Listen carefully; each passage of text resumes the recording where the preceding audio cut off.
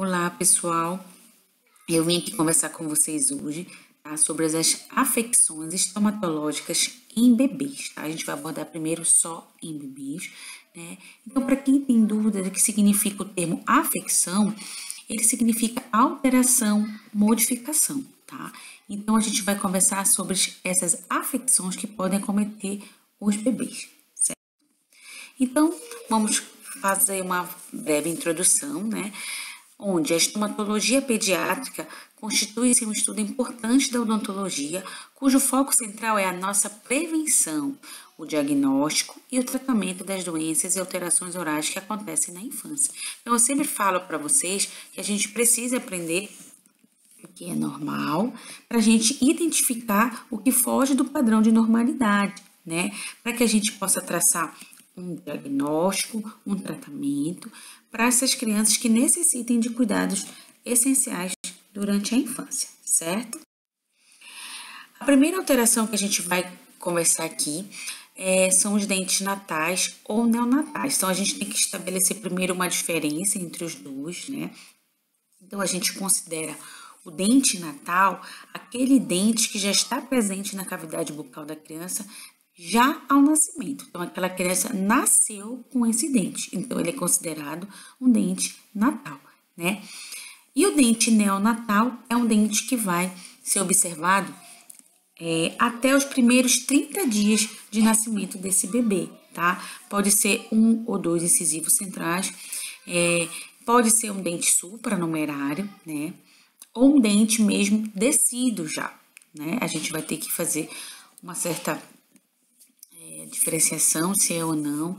A gente vai ter que avaliar se esse dente vai ser mantido na cavidade bucal por algumas condições que esse dente apresenta, né?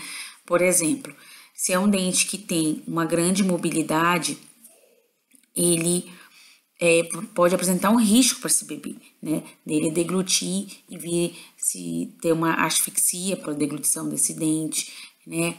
Então, a gente precisa muito bem avaliar essa condição para ver se a gente mantém o dente, se for necessário, e se for preciso, a gente pode até fazer a exodontia desse elemento, certo? É muito importante que esse bebê também, caso você opte pela uma exodontia, essa exodontia ser realizada apenas a partir do 14º de vida desse bebê, por causa dos nossos níveis de vitamina K no organismo, tá? Então, geralmente o recém-nascido ele tem níveis baixos, isso vai aumentando com o passar dos dias, e essa deficiência pode causar um sangramento indesejável nessa exodontia. Então, a orientação que a gente dá é avaliar se o dente tem mobilidade excessiva, tá? Que pode causar um risco para essa criança. Se a exodontia for o tratamento traçado, avaliar os dias de nascido desse bebê por conta da vitamina K, certo? Outra alteração, outra afecção que pode ocorrer em bebês são as pérolas de Epstein, tá?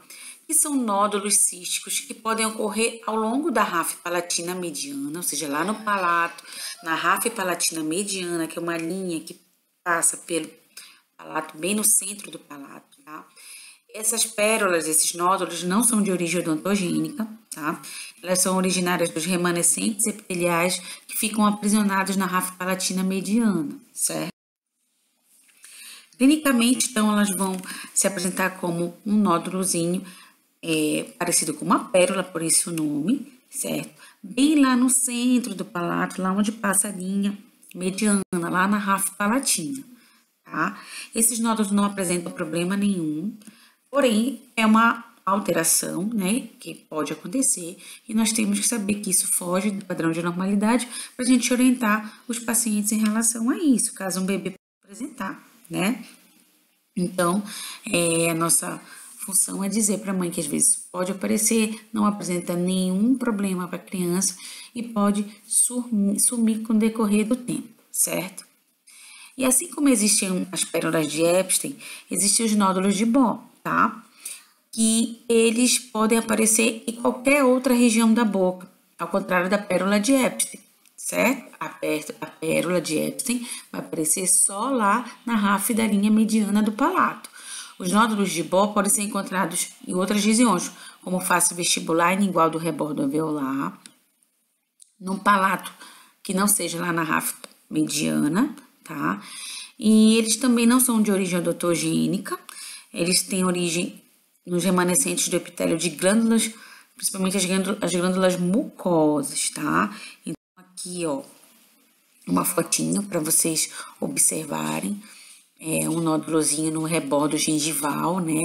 Que os pais costumam vir muito preocupados, que acham que é dente erupcionando, enfim, mas não é, tá? São esses nódulos aí que também não apresentam nenhum risco para a criança e que somem com o passar do tempo, tá? Então, é essa orientação que a gente dá, a gente fica preservando e a criança, com o passar do tempo, a gente nota uma remissão da lesão, tá? Ela some, certo?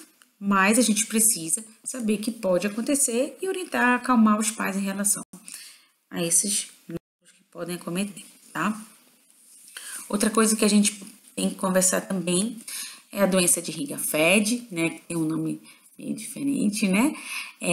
Ela é uma condição benigna, ela é uma condição ulcerativa e granulomatosa, tá?